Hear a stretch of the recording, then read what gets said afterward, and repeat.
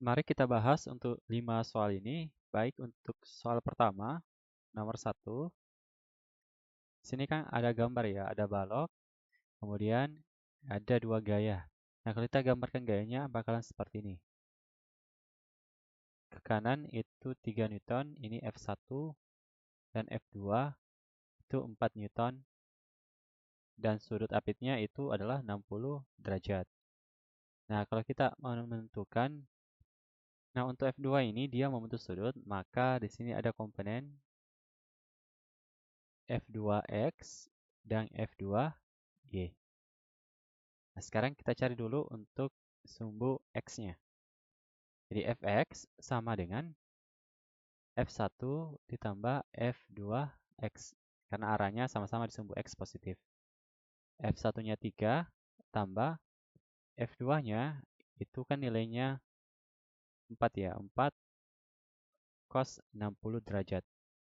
Maka kita dapatnya 3 tambah cos 60 kan seperdua. Jadi 4 kali seperdua dapatnya 2. Jadi 5 Newton. Nah untuk Fy itu cuma di F2 saja ya. Jadi Fy itu F2Y berarti 4 sin 60 derajat. Maka dapatnya 4 kali seperdua akar 3. Dapatnya 2 akar 3 Newton. Nah, sekarang berarti resultannya akar Fx pangkat 2 tambah Fy pangkat 2. Fx-nya 5 pangkat 2 tambah 2 akar 3 pangkat 2. Dapatnya 25 tambah 2 pangkat 2, 4, dikali 3, 12. Jadinya akar 37. Jadi besar resultannya adalah akar 37, sementara untuk arahnya tan theta sama dengan Fy per Fx. Fy-nya itu 2 akar 3 per 5. Jadi theta sama dengan inverse tan dari 2 akar 3 per 5. Maka theta sama dengan 34,72 derajat. Jadi resultannya adalah akar 37 Newton, sementara arahnya adalah 34,72 derajat dari sumbu X positif. Nah, kalau kita gambarkan, arahnya kan seperti ini.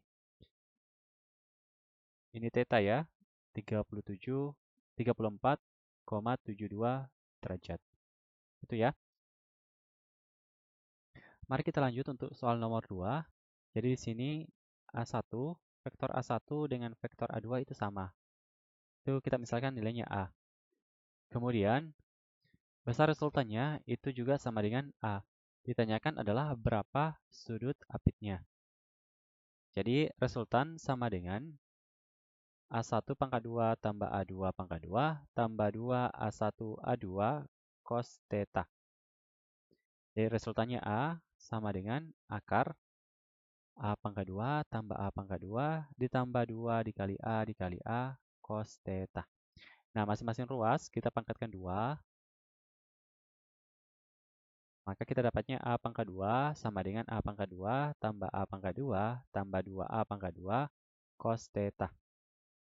Oke, A pangkat 2 sama dengan ini 2A pangkat 2 tambah 2A pangkat 2 cos theta. A pangkat 2 dikurang 2A pangkat 2 itu dapatnya minus A pangkat 2 sama dengan 2A pangkat 2 cos theta.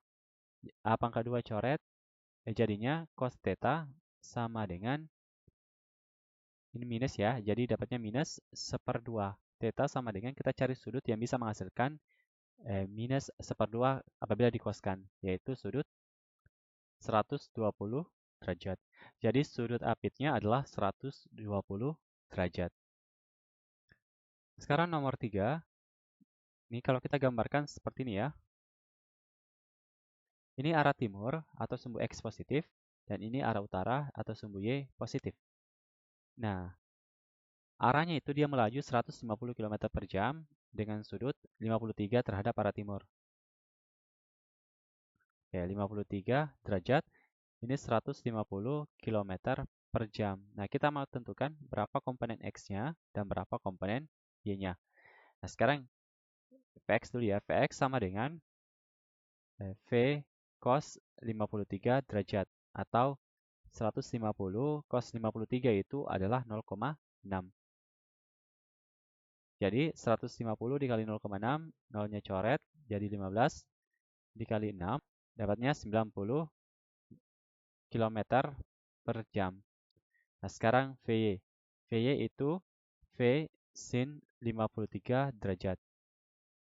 Berarti 150 sin 53 itu 0,8. Coret, coret. Jadi hasilnya adalah 120 km per jam. Itu ya. Jadi komponen X-nya itu, atau komponen kecepatan pada arah timur itu 90 km per jam. Dan komponen pada arah utara itu 120 km per jam. Kita lanjutkan nomor 4. Jadi pertama dia bergerak lurus ke arah timur sejauh 40 km. Jadi 40 km. Kemudian berbelok tegak lurus menuju 3 km ke utara. Oke, 30 km ke utara. Nah, tentukan berapa resultannya. Resultannya itu ya ini ya.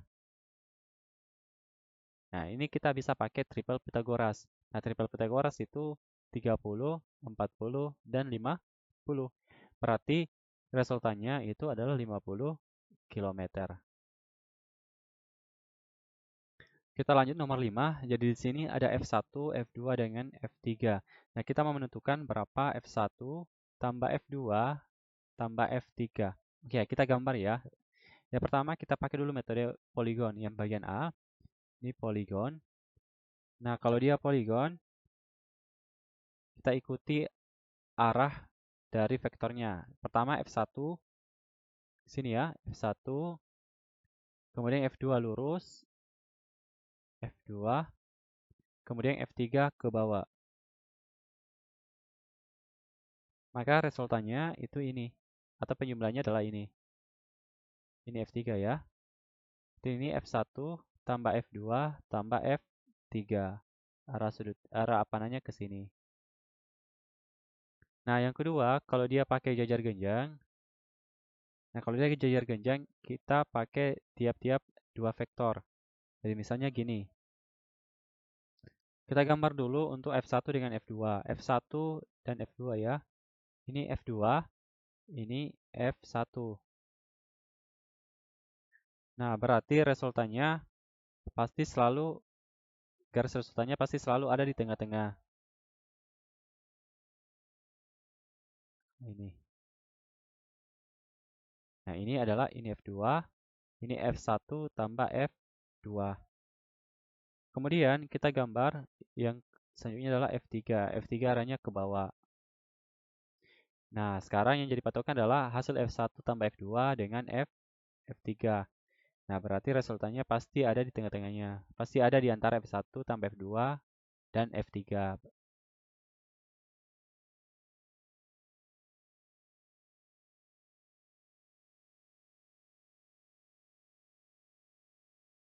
Ini F1 tambah F2 tambah F3.